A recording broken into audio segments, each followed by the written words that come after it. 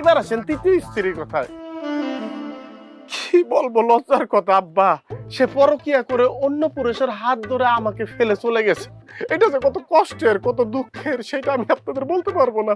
এখন আব্বা আপনিই বলেন, আপনি মুরব্বী মানুষ, আম্মা আপনি বলেন, আপনারা যৌথ বিচারক প্যানেল বিচার করেন, তা আমার অন্যায়টা কোথায়? আমি কি দোষ করেছি? এই যে এক এক স্ত্রী আমাকে ছেড়ে তিনজন চলে গেল, আপনার দৃষ্টি থেকে আমার কোনো অন্যায় আছে আব্বা? আপনিই বলেন।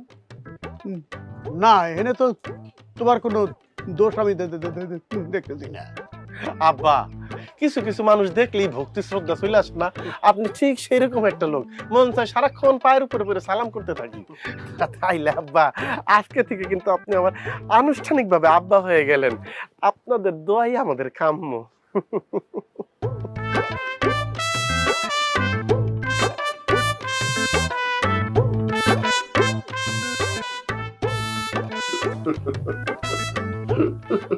এইটা আপনার রাজপ্রাসাদ?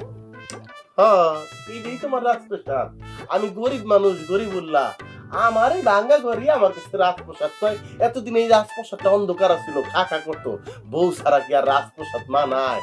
এখন তুমি এসে তোমার লক্ষিত হয়েছে। এই রাজপ্রাসাদের মধ্যে আবার স্বর্ণ রূপা হীরা আপনি এগুলা ধুয়ে দিচ্ছেন? হ্যাঁ, ওরা তো এনেই থাকে। দাঁড়া আমি ডাকতেছি। কই রে?